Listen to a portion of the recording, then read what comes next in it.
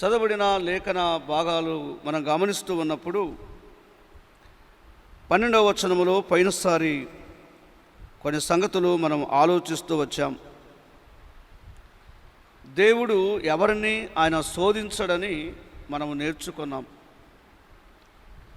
నిజముగా ఆయన పరీక్షిస్తాడు, కానీ ఆయన ఎవరిని శోధించేవాడు కాదు.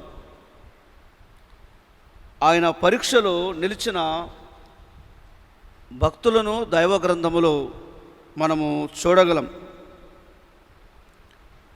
ఈ లేఖనాలలో గమనిస్తూ ఉండగా కొద్దిమంది శోధింపబడ్డారు. యేసుక్రీస్తు ప్రభువారు భూమి మీద ఉండగా ఆయన శోధింపబడ్డాడు. యేసేపు అబ్రహాములు వారు పరీక్షింపబడ్డారు, శోధింపబడ్డారు. వారు నిలిచినట్టుగా దేవుని వాక్యములో చూస్తాం. ఇక్కడ గమనిస్తే నిలిచిన వాడై ప్రభు తను ప్రేమించు వారికి వాగ్దానము చేసిన కిరీటము పొందును. ఎవరైతే శోధనలో నిలిచి పరీక్షింపబడిన పిమ్మట వారు దేవుని కోసమై నిలబడుతారో, వారు ముందున్న శ్రమలలో వారు విజయం పొందుతారో వారికి జీవ కిరీటం ఉందని లేఖనాలలో చూస్తున్నాం. కొద్దిమంది శోధింపబడుతున్నారు. వారు ఎలాగునో శోధింపబడుతూ ఉన్నారో 14వ వచనములో తెలియచేస్తున్నాడు. ప్రతివాడును తన స్వకీయమైన దురాశ చేత ఏడవబడి మరులు కొలుపబడిన వాడై శోధింపబడును. అలాగితే దేవుడు ఎవరిని కూడా ఆయన శోధించడు, కానీ పరీక్షిస్తాడు లేక పరిశోధిస్తాడు. శ్రమలలో తట్టుకొని పరీక్షలలో నిలిచిన వారు కిరీటమును పొందుదురని లేఖనాల్లో చూస్తున్నాం. ఒక రీతిగా గమనిస్తే కిరీటము అనగా మన జీవితములో శోధనలో నిలిచిన వారై శ్రమలలో తాలుకొన్నవారు, వారు దేవుని చేత వాగ్దానము చేయబడిన కిరీటమును పొందుతారని గ్రంథములో చూస్తున్నాం.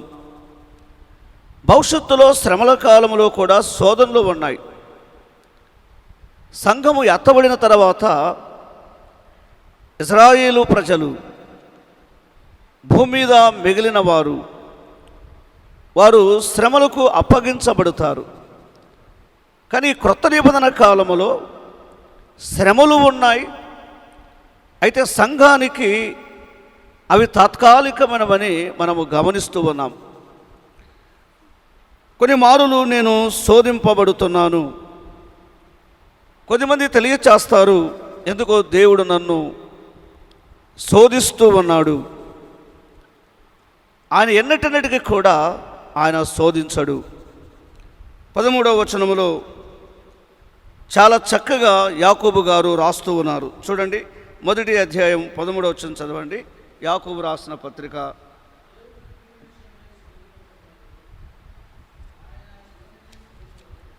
ఆయన ఎవరిని శోధించడు. ఆ మాట గమనించాలి. ఆయన ఎవరిని శోధించడు. ఒకవేళ మనం శోధింపబడిన తర్వాత, పరీక్షింపబడిన తర్వాత దేవుడు నిన్ను నన్ను శోధనలో నిలిచినప్పుడు మనం పరీక్షించి ఆయన ఆశీర్వదించువాడుగా ఉన్నాడు. కొద్దిమంది పరీక్షింపబడ్డారు, వారు ఆశీర్వదింపబడ్డారు.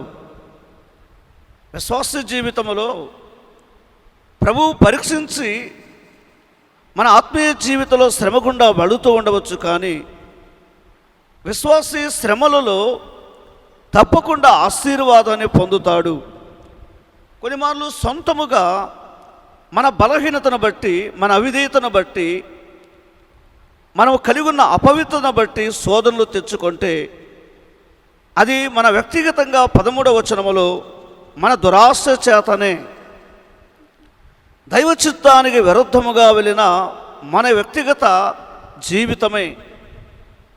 ఇది అపవిత్రమైనటువంటి ఆశ, తన పవిత్రతను కోల్పోవడం, కాని దానిని అపేక్షించడం, కాని దాని పట్ల ఆశ కలిగి ఉండడం. దైవచిత్తమును నెరవేర్చువాడు, దైవచిత్తము కొరకు జీవించాలనుకున్నవాడు పరీక్షలో కూడా, శోధనలో కూడా దేవుని కొరకే నిలబడతాడు. అలా శోధింపబడుతూ పరీక్షలో నిలిచిన వారిని దేవుడు ఆశీర్వదిస్తూ ఉన్నాడు. దేవుని గ్రంథములో మనం పోయినసారి ఆలోచించాం, మరొకసారి చదువుకుందాం. చూడండి, ఆదికాండం 22వ అధ్యాయం మొదటి వచనాన్ని చూడండి. 22వ అధ్యాయం మొదటి వచనం.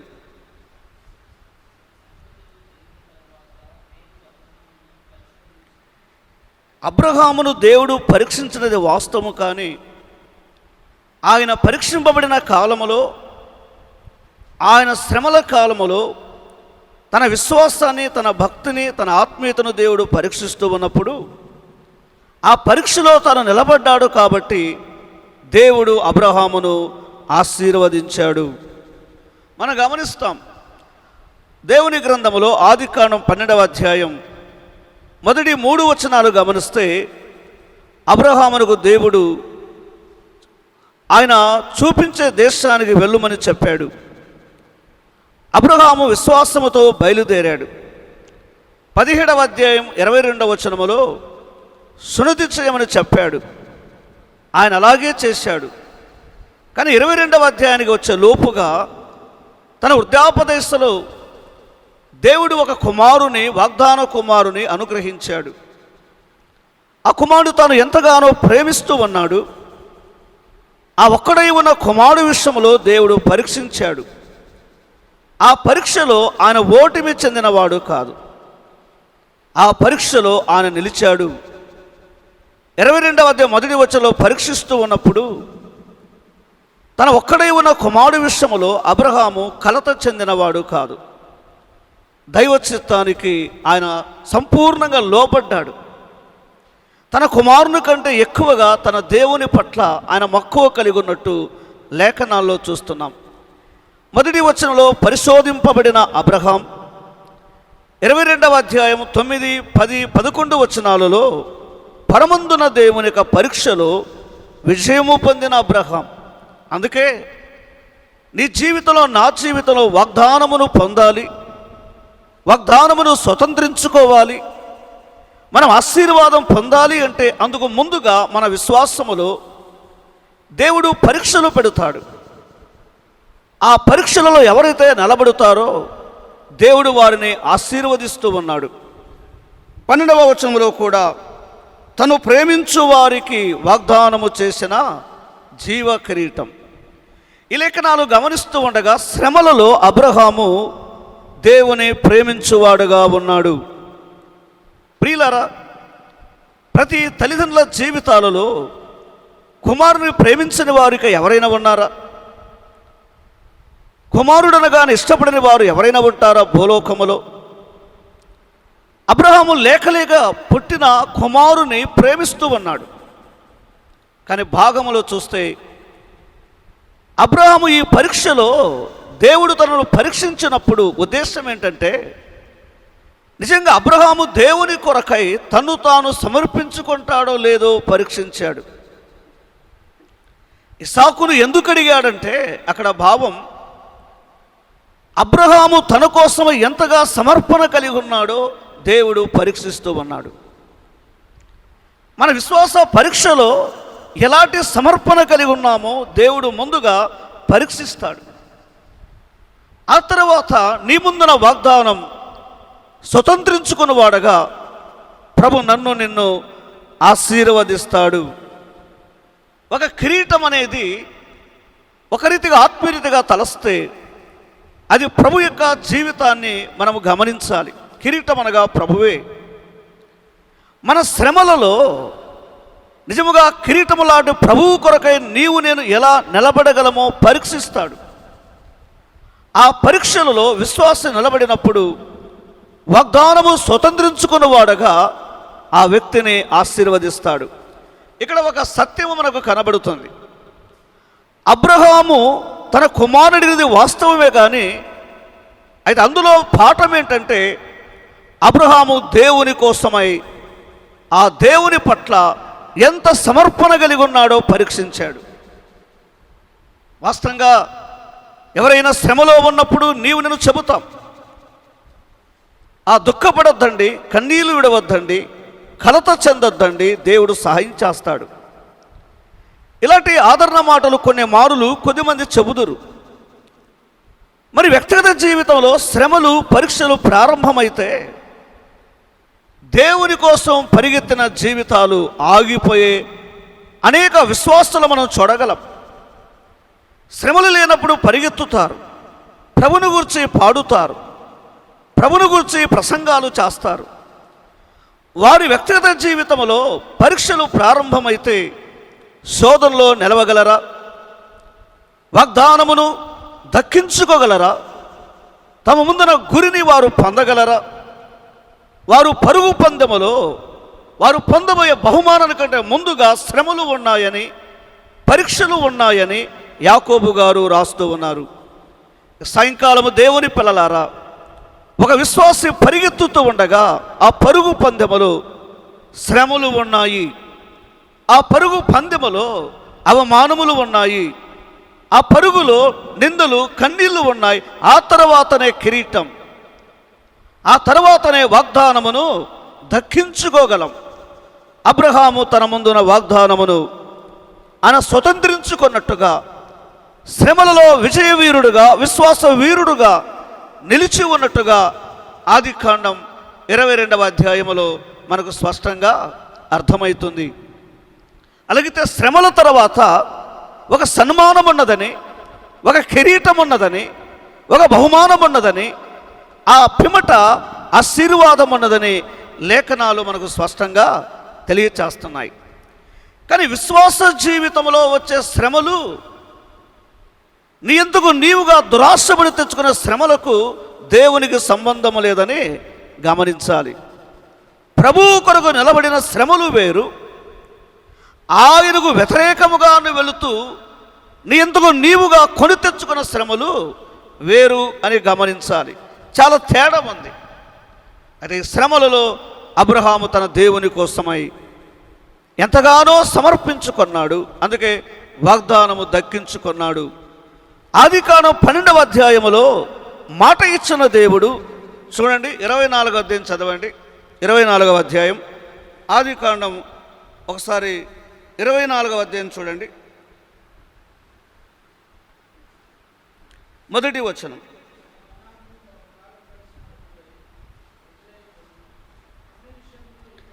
కాబట్టి అబ్రహాము శ్రమ గుండా వెళ్ళినది వాస్తవమే, పరీక్షింపబడినది వాస్తవమే.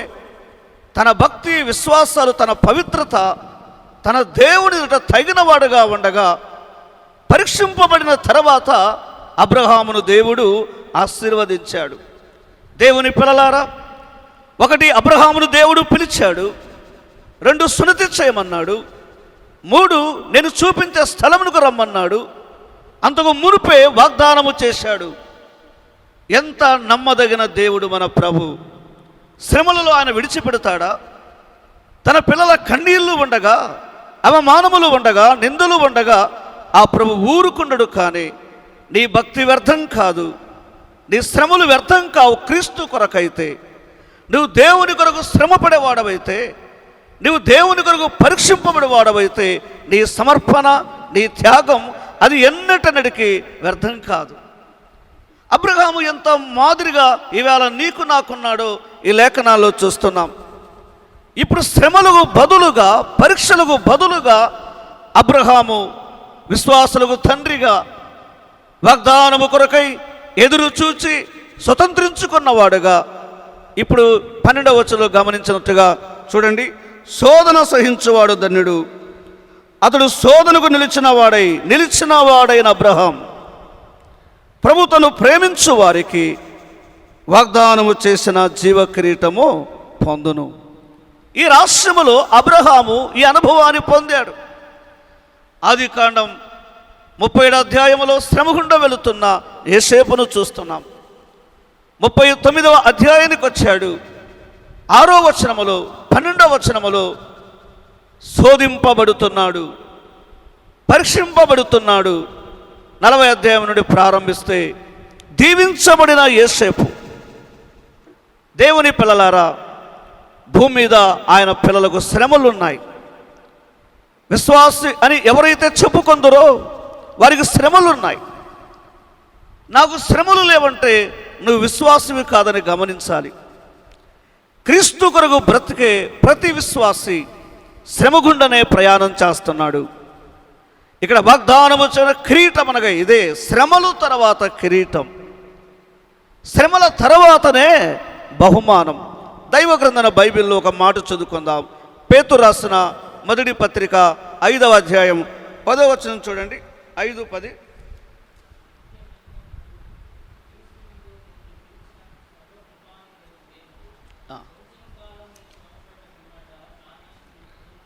కొంచెము కాలము శ్రమపడిన పిమ్మట. ఒకప్పుడు పేతురు కూడా శ్రమలంటే ఇష్టపడేవాడు కాదు.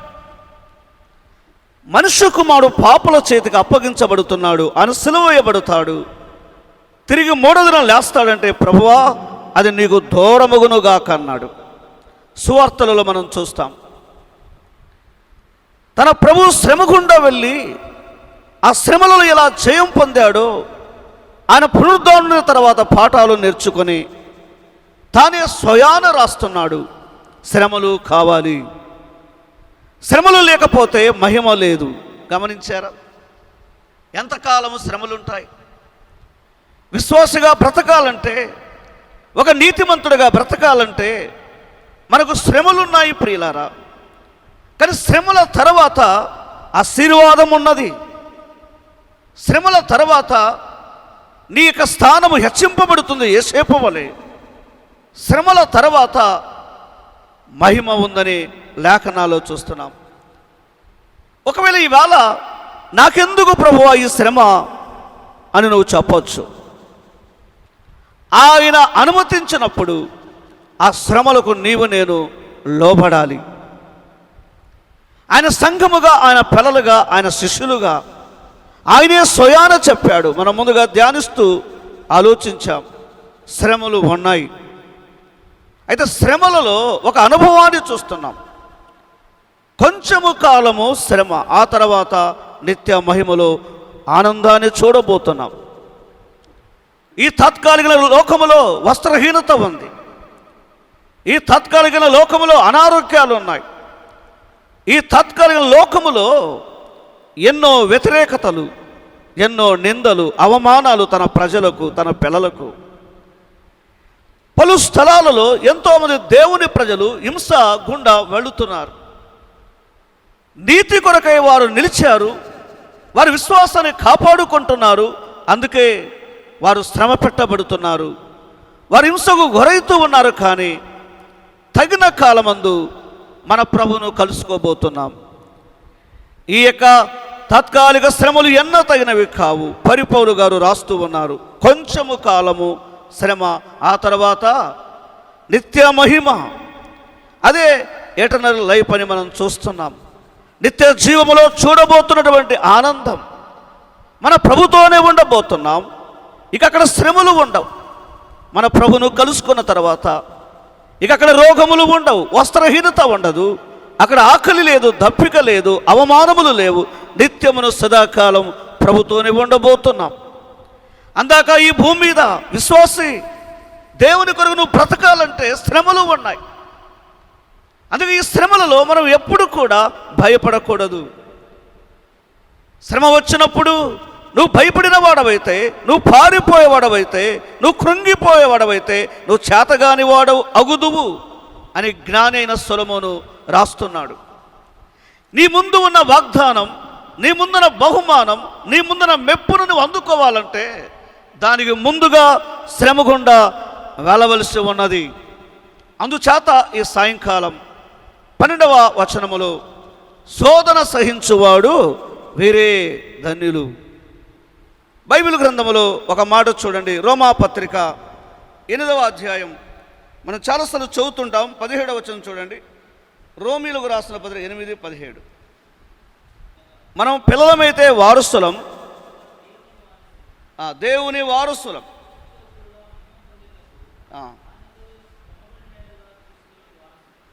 కాబట్టి క్రీస్తు కొరకు ఎవరైతే ఆయనతో శ్రమపడుదురో, ఆయన శ్రమానుభవంలో వెళ్ళుటగా ఇష్టపడుదురో వారు ప్రభుతోనే ఉండబోతున్నారు. ఇవి ఎన్నా తగినవి కావు. 13వ వచనాన్ని చదువుకుందాం. దేవుడు కీడు విషయమై శోధింపబడనేరడు, ఆయన ఎవరిని శోధింపడు గనుక ఎవడైనను శోధింపబడినప్పుడు నేను దేవుని చేత శోధింపబడుచున్నానని అనకూడదు. పోయినసారి నేను జ్ఞాపకం చేశాను. ఇక్కడ ఒక హెచ్చరిక చేస్తున్నాడు. చాలా మారులు కాలేజీలలో, వారు పనిచేస్తున్నటువంటి శాఖలలో, సమాజములో శోధన వారి ముందు ప్రారంభమవుతుంది. శోధనకు నిలిచిన వాడు అని చూచాం 12వ వచనములో. 13వ వచనంలో శోధింపబడేవాడు ఎవరి మీద వేస్తున్నాడు నింద? ఎవరి మీద వేస్తున్నాడు? ఇక్కడ నన్ను దేవుడు శోధిస్తున్నాడు చెప్పకూడదు. శోధనకు గురి కావడానికి దేవుడు కారణం కాదు. నీవే ఆ శోధన కొని తెచ్చుకున్నావు, అవునా కాదా? నేనైనా నీవైనా గమనించాలి. ఆ శోధన ఎలా వచ్చిందంట రాస్తున్నాడు 13వ వచనంలో, దురాశ చేత. అంతే కదా? నీ స్వకీయ దురాశ చేత నీవే శోధనకు గురయ్యావు. ఎప్పుడు ఎన్నడూ కూడా దేవుడు తన ప్రజలను శోధించాలని ఆయన ఇష్టపడడు. ఒకవేళ శోధన పరీక్ష నీ ముందు ఉంటే జయించే శక్తి నీకు ఇస్తాడు. అయితే దేవుని శోధించకూడదు. మరి ఇది ఎలా వచ్చింది? మన దురాశను బట్టి. చూడండి, ఆదికాండం 2వ అధ్యాయం 17వ వచనం. దేవుని గ్రంథంలో చూడండి, ఆదికాండం 2:17. త్వరగా చదవండి. 2వ అధ్యాయం 17వ వచనం. దేవుడు ముందుగానే చెప్పాడు, నీవు వాటిని తినుదినమున చచ్చెదవు అన్నాడు. నిజంగా శోధనకు గురి కాక ముందే దేవుడు హెచ్చరించాడు. ఆ దురాశకు, ఆ స్వకీయ దురాశకు మీరు దూరముగా ఉండాలని చెప్పాడు. కానీ దురాశ పడినది, ఆ దురాశకు లొంగిపోయినది వారే కానీ దేవుడు కాదు. హెచ్చరిక చేశాడా లేదా? ఎగ్జాంపుల్, నువ్వు పరిశుద్ధుడిగా జీవించాలంటే ప్రభు ఏం చెప్పాడు? అమ్మా, ఇక పాపము చేయకుము. యోహాను సువార్త 8వ అధ్యాయంలో నీ పాపలు క్షమించబడ్డాయి. వారిని నువ్వు రాళ్ళతో కొట్టారు, రాళ్ళతో కొట్టి తరుముతూ ఉన్నారు, కానీ నేను నిన్ను క్షమించాను, ఇక సమాధానంగా వెళ్ళు. అయితే ఏమన్నాడు? ఇక నువ్వు పాపము చేయకుము. నువ్వు పవిత్రుడుగా పరిశుద్ధుడుగా నిలబడాలంటే పాపము చేయకూడదు విశ్వాసకి. అలాగే నా మహిమ కోల్పోకుండా నేను ఉంచినటువంటి ఈ పొలములో ఒక ఏలబడి చేయాలి, మీరు వాటిని లోపరుచుకోవాలి, మీరు వాటి కొరకై మాదిరిగా ఉండాలంటే నా హెచ్చరికకు లోబడ్డాలి. దేవుడు ముందుగానే ఆజ్ఞాపించాడు. తల్లిదండ్రులు చెబుతారు, బాబు ఈ సమాజం సరిగా లేదు, నువ్వు వెళుతున్న స్నేహము సరైనది కాదు, నువ్వు వెళుతున్న త్రోవ అది సరైనది కాదు, నీ భవిష్యత్తు బాగుండాలంటే నా మాట విను, ఆ త్రోవ విడిచిపెట్టు, ఆ స్నేహము సరికాదు. భవిష్యత్తు ఎరిగిన దేవుడు తనలాగా, తన మహిమ, తన పోలిక, తన స్వరూపమున్న తన ప్రియకుమారుడైన ఆది మానవుడైన ఆదాముతో చెప్పాడు, మీరు ఆ ఫలములు తినకూడదు. తండ్రి మాట వినాలి కదా. ప్రారంభంలోనే చూడండి, హెచ్చరికకు మానవుడు లోబడలేకపోయాడు. ఇది దురాశనే. ఆత్మీయంగా చనిపోవడానికి దురాశనే ప్రారంభములో. ప్రియులారా, దేవుడు ఏదైతే వద్దని చెబుతున్నాడో అది దురాశనే కదా. ఎగ్జాంపుల్, సీరియల్ చూడొద్దు అంటాడు, సినిమాలు చూడొద్దు అంటాడు, నీది కానిది నువ్వు ఆశించొద్దు అంటాడు, నీకేది అక్కర ఉందో నాకు మనవి చేయి, నేను నీకు సహాయము చేస్తాను అంటాడు. కానీ దేవుని సెలవు లేకుండా, దేవుని చిత్తము లేకుండా నీవు నేను ఆశించి, ఆయన ప్రణాళిక లేకుండా నీవు నేను పడిపోయి దేవుని నిందించడం న్యాయము కాదు. నువ్వు పడిపోకుండా దేవుడు ముందుగానే చెబుతున్నాడు, నా ఆజ్ఞకు నువ్వు లోబడు, అది మానవునికి హెచ్చరిక చేశాడు. ఆయన ముందుగానే ఆజ్ఞ ఇచ్చాడు. ఏమని చెప్పాడు? ఆయన ఒక ప్రత్యేకంగా, ఇదిగో మీరు చూస్తున్నారే, ఇక్కడ మంచి చెడ్డలు ఇచ్చే ఈ ఫలములు ఉన్నాయి, ఏది తినాలో ఏది తినకూడదో దేవుడు ముందుగానే ఆజ్ఞాపించాడు. ఎన్నటికీ కూడా దేవుడు శోధనకు అవకాశము ఇవ్వడు. మానవుడు పాపము చేయాలి, అపవిత్రతకు లొంగిపోవాలని ఆయన ప్రణాళిక కాదు. కానీ ఈ దురాశకు ఎప్పుడైతే లొంగిపోతాడో అపవిత్రతకు గురవుతాడు. అప్పుడే పాపానికి స్నేహము, అప్పుడే మరణానికి దగ్గరైపోతాడు. దురాశ ఎలాంటిదంటే అది పాపానికి నడిపిస్తుంది. దురాశ ఎలాంటిదంటే అది మరణానికి తీసుకొని వెళుతుంది. దేవుడు మానవుని మరణానికి అప్పగించాలని ఆయన చేతులతో కలుగచేసిన మానవుడు పాపానికి బానిసై నిత్య దండనకు వెళ్ళాలనే ప్రణాళిక ఆయనది కాదు. మానవుడు దురాశ చేత దేవుడు తినవద్దని చెప్పింది తినే అలా వెళ్ళిపోయాడు. దురాశ అనేది ఎలా ఉంటుందంటే తెలిసిన మాటనే చదువుకుందాం. ఆదికాండం 3వ అధ్యాయం 5-6 వచనాలు చూడండి. ఆదికాండం 3వ అధ్యాయం 4వ వచనం చదవండి బ్రదర్. అందుకు మీరు చావనే చావరు. 4వ వచనం చదవండి. 3వ అధ్యాయం ఆదికాండం. ప్రియులరా, ఈ లేఖనాలలో దురాశది ఎలా వస్తుందో మనకు స్పష్టంగా కనబడుతుంది. మనం కూడా అంతో ఇంతో దేవుడిచ్చిన తెలివి, వివేకం, జ్ఞానం కలవారమే. దురాశది ఎలా వస్తుందో చూడగానే మానవుడు ఆశిస్తాడు. మానవుని స్వభావం ఏంటంటే తన కనుల ముందు ఏదైతే రమ్యంగా ఉందో, ఏదైతే అందముగా ఉన్నదో, చూడడానికి చక్కగా కనబడుతుందో దానినే ఆశిస్తాడు. ఎగ్జాంపుల్, తన ఆత్మీయ జీవితంలో ఒక భక్తి కలిగిన అమ్మాయిని కానీ ఒక భక్తిగా అబ్బాయిని కానీ దేవుడు చూపించేది తను ఎన్నడూ కూడా అంగీకరించడానికి ఇష్టపడడు. స్వయాన తన చిత్తానికి, తన స్వనీతికి, తన ఆలోచనకు లొంగిపోతాడు. కారణం ఏంటంటే ఇది ఆదిలోనే జరిగినటువంటి సంభవం. దేవుడు చూపించింది మనం స్వీకరిస్తే ఆత్మ సంబంధమైనటువంటి ఒక ఫలభరితమైనటువంటి జీవితానికి వెళుతాం. మనము చావము, కానీ క్రీస్తు యొక్క సారూప్యములోనికి దినదినమును వెళ్ళగలం. దుష్టుడు ఎలాంటి వాడంటే మనం చావాలనే తన ప్రణాళిక. దేవుడు చచ్చిపోతాడు అని చెప్పాడు, మీరు ఆ శోధనకు గురైతే, అంతే కదా. కానీ దుష్టుడు ఏమంటున్నాడు? మీరు చావనే చావ. మరి దేవుని మాట అమూల్యమైనది కాదా? మనకు దేవుడు విలువైన వాడు కాదా? మనకు దేవుడు ముఖ్యము కదా. నిన్ను నన్ను కలుగచేసిన వాడు, నిన్ను నన్ను ప్రేమించిన వాడు, ఆయన కంటే ఎక్కువగా ఎవరి మాట వింటాం మనం ఈవేళ కూడా? ఆనాడు ఆది మానవులు ఎలా విన్నారో నేటికి కూడా తన సంఘముగా, తన పిల్లలుగా దేవుని వాక్యం మీరు అలా వెళ్ళినట్లయితే మీ ఆధ్యాత్మిక జీవితంలో శ్రమను కొని తెచ్చుకుంటారు, అపవిత్రతను తెచ్చుకుంటారు, మీ పవిత్రతను పోగొట్టుకుంటారు అని వాక్యం బోధిస్తున్నప్పటికీ ఎరిగి కూడా బుద్ధిపూర్వకముగానే, ఇష్టపూర్వకముగానే మనలో ఉన్న దురాశను బట్టి అక్కడికి వెళ్ళిపోతాం.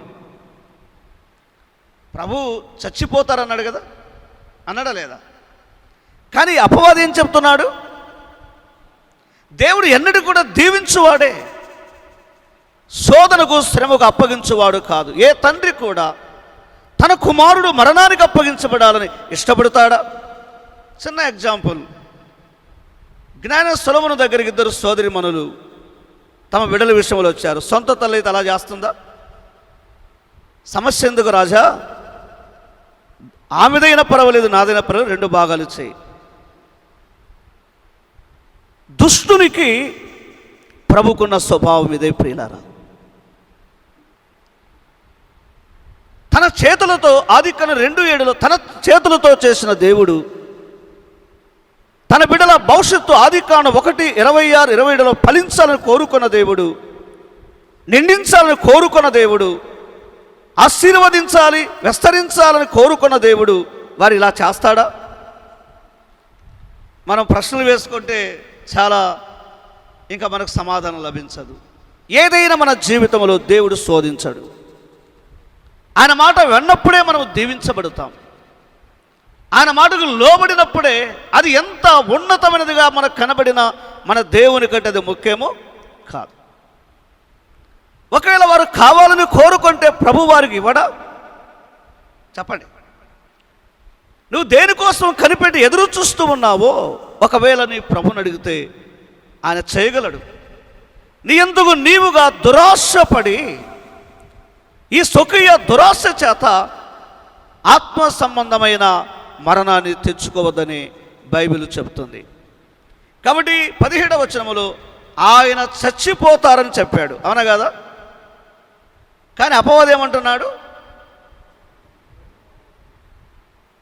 ఈనాడు నిజముగా ఇంతకాలం మన ముందున్నటువంటి పవిత్రమైన వాక్యము కాకుండా కల్లబల్లి మాటలకు, ముసలమ్మ ముచ్చటలకు నా సహోదరుడా సోదరి ఏదేనులో కాదు, క్రీస్తు రక్తముతో కడగబడి ఉన్నానని కూడా ఆది దంపతుల వలె నీవు మోసపరుచుకుంటున్నావు.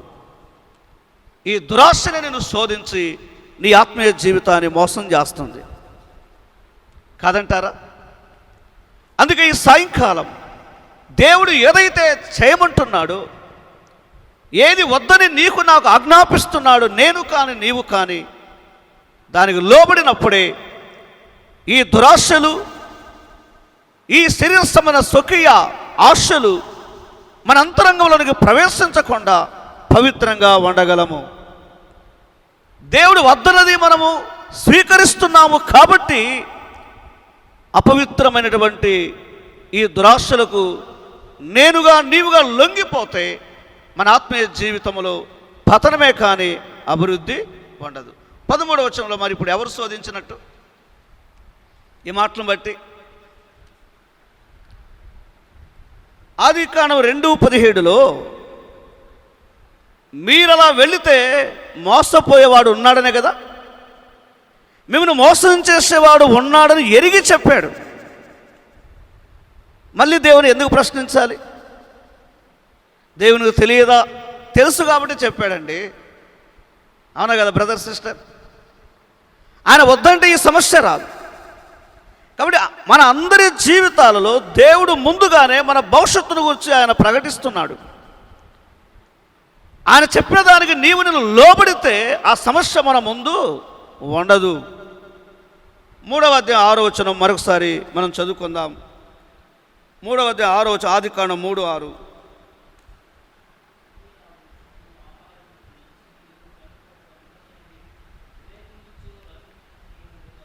ఈ దురాశ ఏం చేసింది? దేవునితో పెలుసు సహవాసం లేకుండా చేసింది. ఈ స్వకీయ దురాశ, తాత్కాలిక ఆనందం, కొంచెం సేపు నీ జీవితంలో ఆనందించే ఈ దురాశ దేవునితో సహవాసం లేకుండా దూరం చేసింది. ఆది మానవుడైనటువంటి పితరుడైన ఆదాం దేవుడు వద్దన్నది చేయగలిగాడు, దాన్ని ఆశించాడు, దాన్ని చూచాడు, దాని కొరకు తన సతీమణి లోబడి ఉన్నది, వారిద్దరు ఏకీభవించారు, దేవుని సహవాసాన్ని పోగొట్టుకున్నారు. ఆనాడు వారిలో నుండి వచ్చిన దురాశ నేటికి మనల్ని వెంబడిస్తూనే ఉంది. ఎలా వెంబడిస్తుంది చూడండి, తెలిసిన మాటలు. రోమాపత్రిక, త్వరగా ముగిస్తాను, 5వ అధ్యాయం, తెలిసిన మాటలు, 12వ వచనం. రోమాపత్రిక 5:12.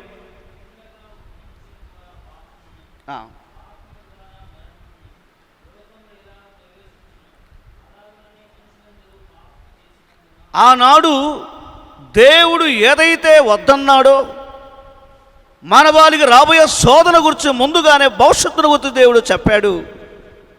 అయితే ఆది మానవుడు దాన్ని స్వీకరించాడు, అతని మూలముగా పాపము మరణము ప్రవేశించింది. ఈ 13వ వచనములో దేవుడు కీడు విషయమై శోధింపబడనేరడు, ఆయన ఎవరిని శోధింపడు గనక ఎవడైనా శోధింపబడినప్పుడు నేను దేవుని చేత శోధింపబడుచున్నాను అనకూడదు. ప్రతివాడును తన స్వకీయమైన దురాశ చేత ఈడవపడి. ఇప్పుడు ఎలా వస్తుందట శోధన? అక్కడ ఆదాముని కాదు, ప్రతివాడు. ఆదాము మూలముగా పాపం, ఆదాము మూలముగా దురాశ, ఆదాము మూలముగా సహవాసం దూరం, ఆదాము మూలముగా దేవునితో స్నేహము కోల్పోవడం, ఆదాము మూలముగా లోకానికి అవిధేయత, మరణము, పాపం. ఈ ఆదికాండం 5:3 ప్రకారం ఆ మనుషు మూలముగా వచ్చిన మనలను కూడా రోజు ఈ అనుభవానికి తీసుకుని వెళుతుంది. అందుకే పౌలు అంటాడు, నేను ఏదైతే వద్దనుకుంటున్నానో నాలో ఉన్న పాపం ప్రతిరోజు అది నన్ను ఎంతగానో పోరాటము చూపిస్తుంది. కాబట్టి ప్రియులారా, మన స్వకీయ దురాశ చేతనే 14 వచనం ప్రకారం శోధన వచ్చింది. ఎగ్జాంపుల్, న్యాయాధిపతుల 16వ అధ్యాయం 1-2 వచనాలలో సంసోనుకు తల్లిదండ్రులు చెప్పారు, అది తాను సొంతముగా ఆలోచించిన ఆలోచన, అది తల్లిదండ్రుల ప్రణాళిక కాదు. తాను స్వయాన మరణాన్ని తెచ్చుకున్నాడు. తానే స్వయాన తన 2 కనులు పోగొట్టుకున్నాడు. అది శోధన. అతడు ఆశించి తెచ్చుకున్నాడు, చూచి కదా. మొదటి యోహాను 2వ అధ్యాయం 14-16 వచనాలు గమనిస్తే, ఈ లోకములో శరీరాశ ఉంది, నేత్రాశ ఉంది, జీవడంభం ఉంది. ఇవన్నీ తాత్కాలికమైనవే. వీటిని జయించగలిగినప్పుడే స్థిరమైన పరలోకములో ప్రభు మన ముందున్న వాగ్దానమును, ఆ జీవ కిరీటమును, ఆ ఆనందమును నీవు నేను స్వతంత్రించుకోగలం. వీటిని ఆశిస్తే ఆ వ్యక్తిలో ఏం పోతుంది? ఈ లోకములో ఉన్నవి ఆశిస్తే ఆ వ్యక్తిలో ఏం పోతుంది? అతడు దేవునికి ప్రేమ లేనివాడుగా చేయబడతాడు. నిజంగా ఈ లోకములో ఉన్నవి ఆశించినప్పుడు శాశ్వతమైనటువంటి ఆ నిత్యత్వాన్ని, ఆనందాన్ని పోగొట్టుకొని మానవుడు దేవునికి దూరమైపోతాడు. సహవాసాన్ని పోగొట్టుకున్న ఆదాము కానీ ప్రేమ కలిగిన దేవుడు నన్ను ప్రేమించి రోమా 5:19 ప్రకారం కడపడి ఆదామైన క్రీస్తు ప్రభును నా కొరకు నీ కొరకు పంపాడు. ఆయన రాక ద్వారా, ఆయన మరణ పునరుద్ధానము ద్వారా, ఆయన విధేయత ద్వారా నాడు నీవు నేను ఆయన సంఘముగా ఆ భయంకర మరణము నుండి, ఆ శాపము నుండి, పాపము నుండి విడిపించబడిన వారమై రోమా 6:23 ప్రకారం మరణాన్ని తప్పించుకొని, తీర్పును తప్పించుకొని, కృపావరణ క్రీస్తు ప్రభు ద్వారా నిత్య జీవాన్ని పొందాము. దేవునికి స్తోత్రములు. ఈ అనుభవాన్ని ఇవాళ కడపడి ఆదామున యేసు క్రీస్తు ద్వారా మనకు కలిగింది. అయితే ఆదాము ద్వారా వచ్చిన ఆ దురాశ, అది అపవిత్రతనే కదా, అది పాపమే కదా, అది మరణమే కదా, అది ఆనందానికి దూరము చేసేదే కదా. కడపడి ఆదామున క్రీస్తులో ఉన్న భాగ్యం ఎల్లప్పుడూ ఆనందం, ఎల్లప్పుడూ సంతోషం, ఎల్లప్పుడూ సమాధానం. అంచేత ఈ సాయంకాలం నీ ఎందుకు నీవుగా కొని తెచ్చుకొని దేవుని నిందించుట అది ఎంత మాత్రము క్షేమదాయకం కాదు. శోధనలు లేవని నేను చెప్పలేదు, ప్రభువే చెప్పాడు. చూడండి ఒక మాట, మత్తయి సువార్త 4వ అధ్యాయం, పోయినసారి కూడా ధ్యానం చేశాం, మరొకసారి 4వ వచనాన్ని చదువుకుందాం.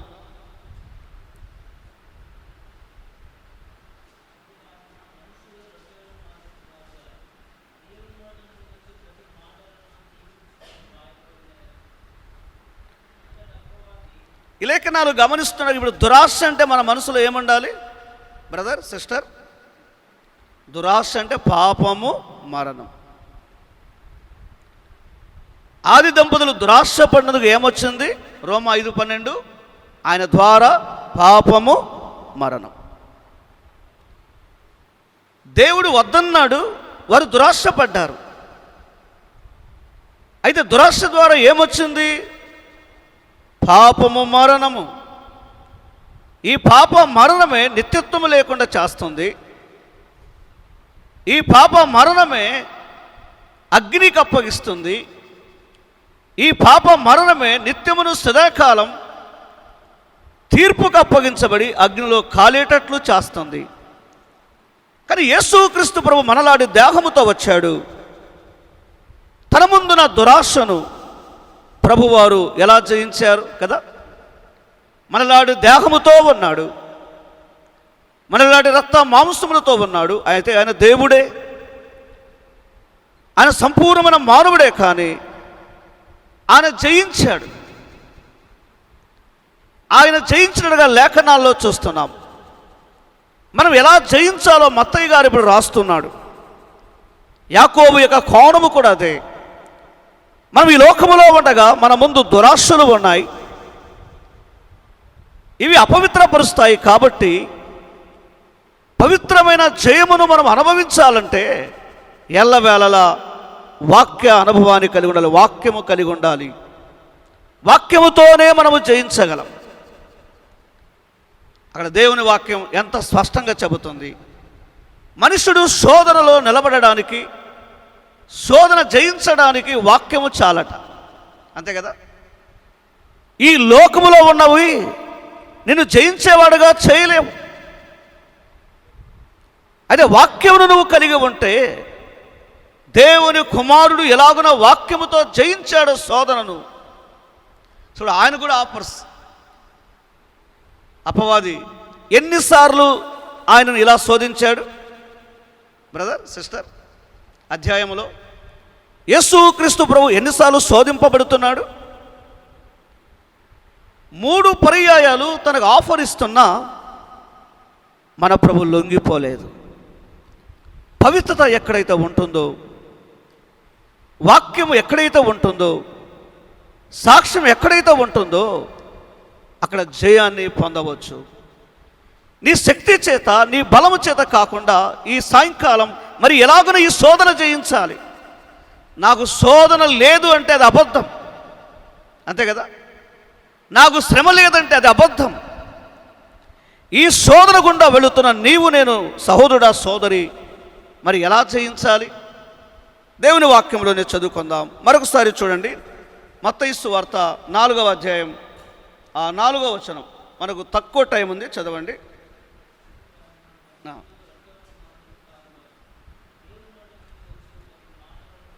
కాబట్టి లేఖనాల ద్వారా జయించగలము. మన ముందున్న శోధన నీవు నేను ఎలా జయించాలంటే లేఖనాల ద్వారా. ఈ భౌతికమైన వాటితో మనము జయమును పొందలేము. అందుకే దేవుడు మన ముందు ఒక మాదిరి ఉంచాడు. ఆయన శోధింపబడ్డాడు, ఆయన పాపము చేయలేదు. ఆయన శోధింపబడ్డాడు, ఆయన దురాశపడలేదు. ఆయన దేవుడు రుజువు చేసుకున్నాడు. తన శిష్యులుగా, తన పిల్లలుగా, తన సంఘముగా నీవు నేను కూడా సులువుగా శోధింపబడుతున్నప్పుడు జయించడానికి సరిపోయే ఖడ్గం ఏదంటే వాక్య ఖడ్గమే. ఈ వాక్యమును ధరించుకున్నప్పుడు సులువుగా మనము మన ముందున్నటువంటి ఈ దురాశలను, ఈ స్వకీయమైన దురాశలను, ఈ అపవిత్రమైన వాటిని సులువుగా నీవు నేను జయించగలం. చూడండి, దేవుని వాక్యములో లేఖనాల వెలుగులో ఎలా జయించాలో హెజ్కేలు గ్రంథం 18వ అధ్యాయం 23వ వచనం. 18:23. కాబట్టి చదవబడిన వాక్యములో, దుష్టులు మరణముండు చేత నాకెంత మాత్రం సంతోషం కలుగునా, తమ ప్రవర్తన దిద్దుకొని బ్రతుకుడే నాకు సంతోషం. ఇదే ప్రభువు యెహోవా వాక్కు. నిజముగా ప్రియులారా, ఆయన ఎదుట నీవు నేను నీతిమంతులుగా ఎప్పుడు నిలవగలం? ఆయన ఎదుట నీవు నేను నీతిమంతులు ఎలా రుజువు చేసుకోగలం? ఈ వాక్యాన్ని గమనించండి. ఒక నీతిమంతుడు లేక ఒక దుర్నీతిపరుడు ఆ మరణాన్ని తప్పించుకొని ప్రభు ఎదుగు రాగలిగినప్పుడే తాను నీతిమంతుడుగా నిలవగలడు. అలాగే ఈ సాయంకాలం నీతిమంతుడు దేవుని ఎదుగు రాకుండా ఈ దురాశనే పాప మరణాన్ని ఎవరు కూడా జయించలేరు. దేవుడిచ్చే వాక్యం ఏంటంటే, పాత నిబంధన కాలంలో కూడా మీరు నా యొద్దకు రాగలిగితే ఆ దురాశన మరణం నుండి మిమ్మల్ని తప్పించగలను, మిమ్మల్ని నీతిమంతులుగా చేయగలను, ఆ పాప మరణ వర్షము కాకుండా మీకు సంతోషమును ఇవ్వగలను. ఇది కేవలము దేవుని ఎదుగు రాగలిగినప్పుడు, ఆయన వెలుగులో ఉండగలిగినప్పుడే ఈ దురాశ అనే మరణమును జయించగలిగి నీతిమంతులుగా నిలవగలము. అందుకే దేవుని ఎద్దుకు రావాలి, దేవుని ఆశ్రయించాలి, దేవుని వైపే మళ్ళించబడాలి అని దేవుని వాక్యములో మనము చూస్తున్నాం. ఇంకొక మాట పౌలు గారు అందుకే దాన్ని ఉపయోగించాడు. ఫిలిప్పీ పత్రిక చూడండి, 3వ అధ్యాయం 9వ వచనం. మన స్వనీతిని మనము ఆధారము చేసుకుంటే క్రీస్తు ప్రభు కొరకై నిలిచి జయమును పొందలేము. ఆయన పునరుద్ధాన శక్తిని ఎవరైతే ఆధారము చేసుకుంటారో, ఆయన పునరుద్ధాన శక్తి మీద నా నీతి కాక నా స్వనీతి మీద ఆధారపడితే, నీ స్వనీతి మీద ఆధారపడితే నువ్వు జయించలేవు. నీ శక్తికి బదులుగా, నీ నీతికి బదులుగా దేవుని నీతి మీద నువ్వు ఆధారపడినప్పుడు పునరుద్ధాన శక్తిని అనుభవం కలిగిన వాడవై ఈ వాక్యము వెలుగులో నువ్వు జయించగలవు. అందుకే అంత సులువుగా మనమున శోధన జయించాలంటే దేవుని శక్తి మనకు అవసరం. అదే వాక్య శక్తి అండి. ఫిలిప్పీ పత్రిక 4:8 చూడండి, మెట్టుకు సహోదరులారా, ఏ యోగ్యత అయినను మెప్పైనను ఉండినడలా, ఏవి సత్యమైనవో, ఏవి మాన్యమైనవో, ఏవి న్యాయమైనవో, ఏవి పవిత్రమైనవో, ఏవి రమ్యమైనవో, ఏవి ఖ్యాతి గలవో వాటి మీద ధ్యానముంచుకొనుడి, అప్పుడే జయించగలం. అంతే కదా. ఖ్యాతి గలవి ఉన్నవి, రమ్యమైన ఉన్నవి, విలువైన ఉన్నవి, పవిత్రమైన ఉన్నవి దేవుని వాక్యమే కదా. దురాశ అపవిత్ర జీవితాన్ని తీసుకెళ్తుంది. కానీ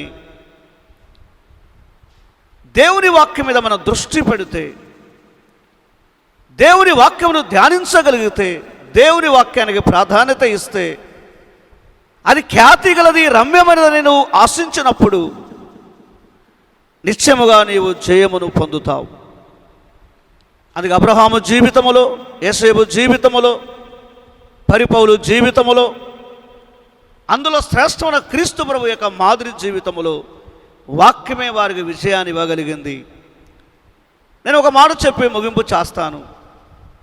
దురాశ అనేది ఒకప్పుడు ఎలాంటిదంటే చూడండి, దేవుని గ్రంథంలోని ఎఫెసీయులకు రాసిన పత్రిక 4వ అధ్యాయం 22వ వచనం చూడండి. కావున మునుపటి ప్రవర్తన విషయంలో అయితే మోసకరమైన దురాశ వలన చెడిపో మీ ప్రాచీన స్వభావమును వదులుకొని, దురాశ అది మోసం చేస్తుంది. ఒక రీతిగా నువ్వు గమనిస్తే ఈ దురాశ లాంటిదంటే, ఒకటి మోసపరుస్తుంది, రెండోది చెడుగు తీసుకుని వెళుతుంది. దురాశ అంటే పాపం, మరణం అన్నామే, దానిలో ఉన్న రెండవ సత్యం. దురాశలో ఒకటి పాపము, మరణం. ఇది ఎలాంటిదంటే నేను మోసం చేస్తుంది. నీ జీవితాన్ని అది చెడువుకు నడిపిస్తూ ఉంది. నీ పవిత్రతకు అది వ్యతిరేకంగా నేను తీసుకువెళుతుంది. అందుకే ఈ దురాశ విషయంలో జాగ్రత్తగా ఉండాలి దేవుని పిల్లలు. 24వ వచనం చూడండి, 24వ వచనం. 24వ వచనం. నీతియు యథార్థమైన భక్తియు గల వారై దేవుని పోలికగా సృష్టింపబడిన ఈ అనుభవాన్ని కలిగి ఉన్నప్పుడే జయించగలం. అందుకే లేఖనాల వెలుగులోనే సాధ్యం, కానీ క్రీస్తును కలిగి ఉన్నప్పుడే సాధ్యం, కానీ నీ అంతకు నీవుగా నేనుగా జయించలేము. ఎందుకు హెజ్కేలు గ్రంథం చదువుకున్నామంటే దేవుని యొద్దకు రావాలి, దురాశ నుండి విడిపించబడతాం, నీతి కొరకై నిలబడతాం. వాక్యమును ధరించుకున్నప్పుడు దురాశను జయించగలం. కానీ మునుపటి జీవితానికి ఎప్పటికీ తేడా ఉండాలి. ఆ తేడా ఉండాలంటే నీతియు అన్నాడు, యథార్థన భక్తి గల వారే దేవుని పోలికగా సృష్టింపబడిన ఇది క్రొత్త వ్యక్తి. నువ్వు ఒక క్రొత్త వ్యక్తిగా జీవించినప్పుడే, ఒక నవీన అనుభవాన్ని కలిగి ఉన్నప్పుడే ఈ దురాశను జయించగలవు. బైబిల్ గ్రంథంలో చాలామంది ఈ విషయంలో ఓడిపోయారు. ఇది వయసుకు సంబంధించింది కాదు మోసపోవడానికి. ఎవరులైనా, మధ్య వయస్సు వారైనా, ఇక ఎవరైనా ఓడిపోవచ్చు. అందుకే యాకోబు గారు రాస్తున్నారు, ఈ దురాశ గర్భము ధరిస్తుందట, అది పాపమును కని పరిపక్వమన్నాడే. ఆత్మీయంగా ఉన్నటువంటి ఈ పెంపారము లేకుండా పాపములో నేను పెంపారం చేస్తుంది. నిజంగా నువ్వు ఆత్మీయంగా పెంపారము పొందితే ఫలభరితమైన జీవితానికి వస్తావు. దురాశ ఏం చేస్తుందంటే వ్యతిరేకంగా చేస్తుంది. దురాశ గర్భం ధరించి అది పాపము కనగా అది చివరికి మరణానికి తీసుకుని వెళుతుంది, ఆనందము లేని స్థలానికి. అంతే కదా. అందుకే ప్రియులారా, 1 తిమోతి పత్రిక ఎరుగుదుము 6వ అధ్యాయములో 9-10 వచనాలలో దురాశపడి, దురాశ అనగా అపేక్ష, ధనాపేక్ష, వారి ఆత్మీయ జీవితానికి నెమ్మది లేకుండా విశ్వాసుని తొలగిపోయేటట్లు చేసింది. అది శోధనకు గురి చేసింది. కొద్దిమందిని ఉరివేసుకునేటట్లు చేసిందట దురాశ. వింటున్నారా? దురాశ ఎంత భయంకరం. అందుకే దేవుడు ఆయన ముందుగానే ఉపదేశించాడు, హెచ్చరించాడు ఆది దంపతులకు. వారు అంగీకరించలేదు, గొప్ప నష్టాన్ని పొందారు. దేవుని హెచ్చరికకు లోబడినందుకై వారు సిగ్గుపడ్డారు. దేవుని హెచ్చరికకు లోబడినందుకై స్వనీతి మీద ఆధారపడడానికి ప్రయత్నం చేశారు. 3వ అధ్యాయం అదే కదండి. ఏం చేశారు? ఎప్పుడైతే హెచ్చరిక నుండి వారు వారిష్టం వచ్చినట్టుగా తృణీకరించి వెడలిపోయారు, వారు నిజముగా సిగ్గుకర అనుభవానికంటే వారంతకు వారుగా సిగ్గుపడే అనుభవం ఎలాంటిదంటే, దైవ చిత్తానికి విరుద్ధంగా ఉండి స్వనీతినిగా ప్రారంభిస్తున్నారు. కచ్చడలతో తయారు చేసుకుంటున్నారు కదా. అయితే వారు ధరించుకోవాలనుకున్నారు, కప్పుకోవాలనుకున్నారు, దాగుకుంటున్నారు. అది వారి వల్ల పడలేదు. దేవుని పిల్లలారా, దురాశ అనేది ఎంత భయంకరమైనది. దురాశపడి ఆది దంపతులు సహవాసాన్ని పోగొట్టుకున్నారు, దేవుని పోలికను కోల్పోయారు, పాపము కొని తెచ్చుకున్నారు, లోకానికి పాపం మరణము ఈవిగా ఇచ్చారు. చివరికి వారి మూలముగా సర్వలోక మనుషులందరూ ఈ అనుభవంలోనే వెళుతున్నారు. ఆనాడు ఏదేనులో దేవుడు ఏదైతే ఆ నీతి సూత్రాన్ని ప్రకటించాడు, ఈవేళ కూడా చెబుతున్నాడు, మీరిక మునుపటి స్థితిని వదులుకండి, ఆ దురాశను, నవీన స్వభావాన్ని ధరించకండి. అప్పుడే మీరు యథార్థవంతులుగా, భక్తి కలిగిన వారుగా, జయించేవారుగా ఉంటారని పౌలు రాశాడు. ఈ చిన్న సందేశంలో 1 సెకండు నీవు నేను వాలిపోదాం. ప్రభువా,